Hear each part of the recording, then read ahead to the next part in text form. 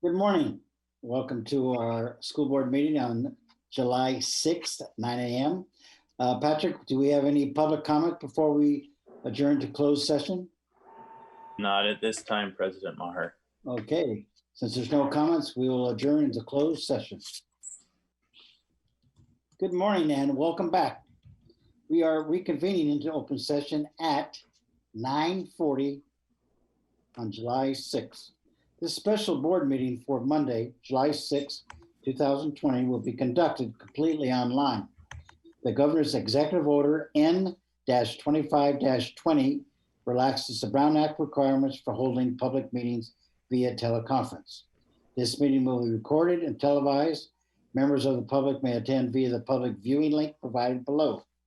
Public viewing link will be provided via TV 28 on the cable TV or by streaming from TV 28. Please note there's updated public comment changes due to COVID-19. Per normal practice, the meeting will be live streamed and available at www.tv30.org for viewing and also broadcast live on Comcast TV channel 28 beginning now.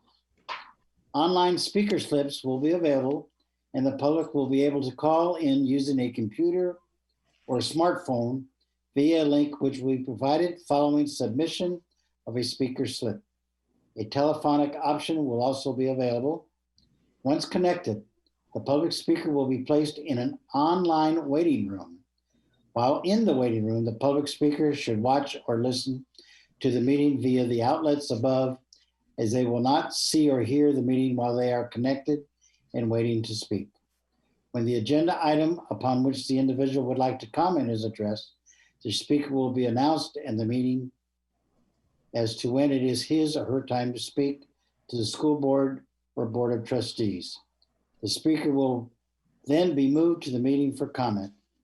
TV 30 is allowing only audio at this time, adding a full screen public comment when the speaker is talking. Your yellow comment form for items only on this agenda. Individual speakers shall be allowed no more than 2 minutes to address the board on this item for the sake of time. Accessing closed captioning for board meetings. If you sent an email and requested our closed caption feature, staff responded to you to use the public link in Agenda Online webpage for access at this time.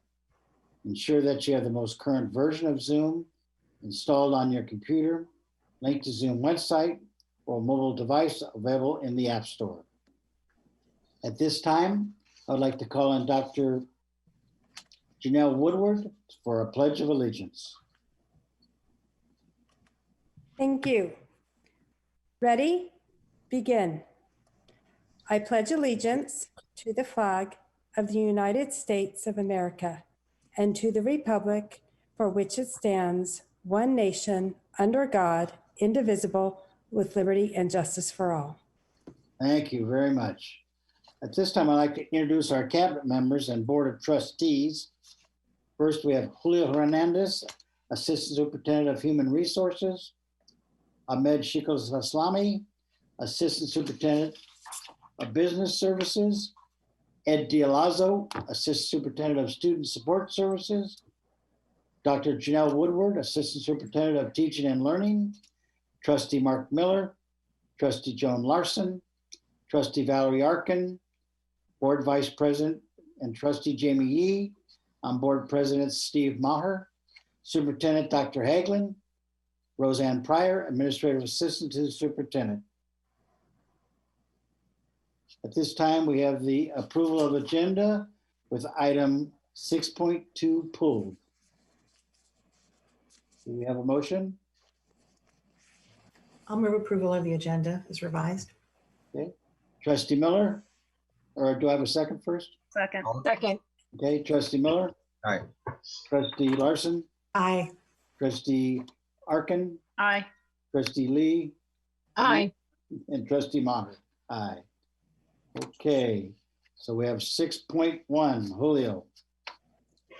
At this time, what I would like to do is, if we have any comments, we'll have Julio's discussion report open up to the board Then I will open it up to public comments if we have them. Good morning. The item before the board is item 6.1. It is a release of particular kinds of service, a PKS. The staff is recommending that 4 FTE in the graphics department, graphics specialists, be reduced in force for lack of funds, given our economic circumstance. The division, business division, has developed a plan to address this release of this FTE in order to create more efficiencies within the graphics department. If there's any questions, I'm happy to answer. Okay. What was the FTE, Julio? It is 4 FTE. 4 full? 4 FTE in the graphics department, 4 graphic specialists. Discussion by the board? Can I just, yeah, I don't really have a question, just a little bit of a discussion. So, I understand that, this is disappointing for our employees for sure. It is a recognition, unfortunately, that the way in which we deliver our curriculum and our teaching and learning to our students has changed dramatically over the time, 20 years ago when we were running the graphics department full steam and, we're producing, just a lot of reproduction, right?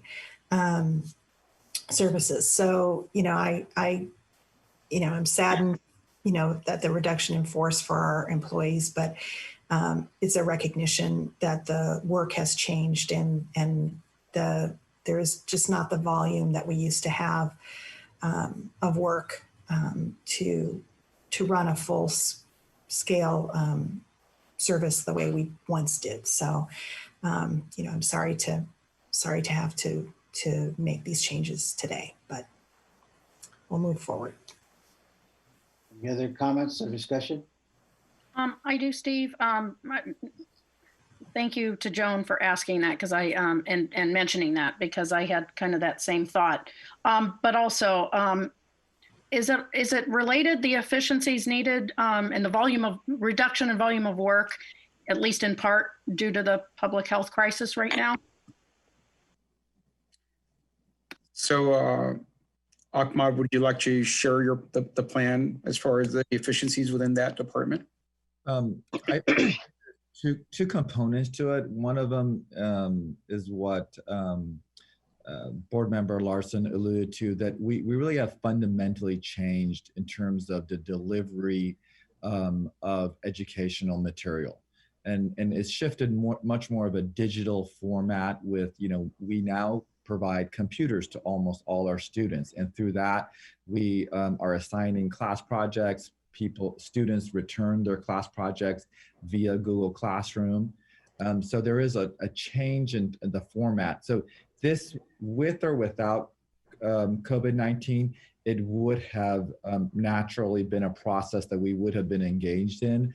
And I think the COVID-19 has just further accelerated the digitalization and then changed the nature by which we need the graphics department. So our goal there is to focus the remaining staff on digital storage. That is, making sure our archives are digitized properly, so we don't pay, holding reams and reams of boxes and paper in offsite storage. So that'll be one focus of the group. The other focus will be dedicated more to large projects and that type of services that we can still provide the schools.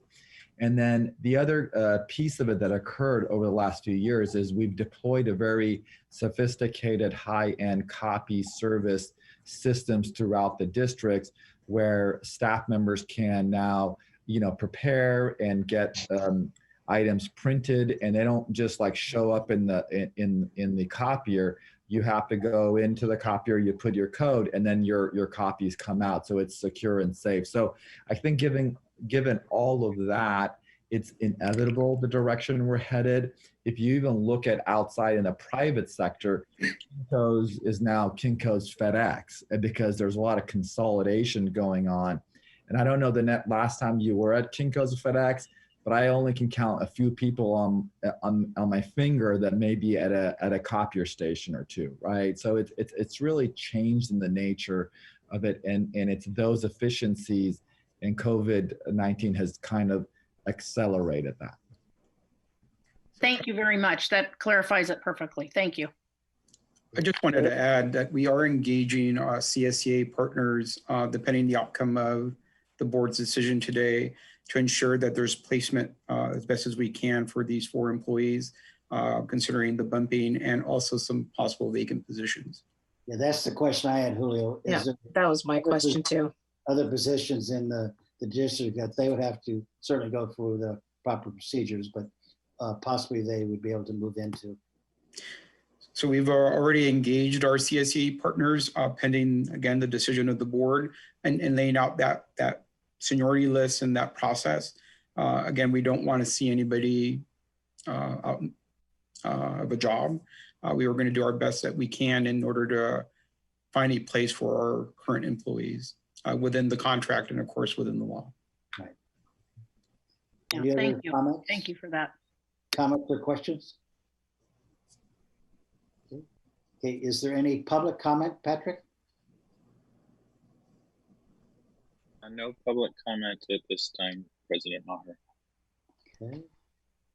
Any further comments from the board? Need to have a motion before we make a roll call. I'll move approval of 6.1. Second, Okay. Trustee Miller, Aye. Trustee Larson, Aye. Trustee Arkin, Aye. Trustee Yee, aye. and Trustee Maher, aye. Motion carries. Okay.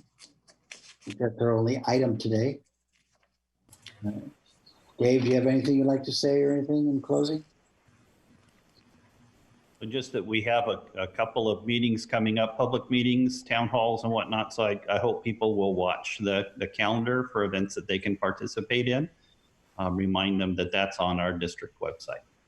And July 14th is our next board meeting, very important board meeting, as we will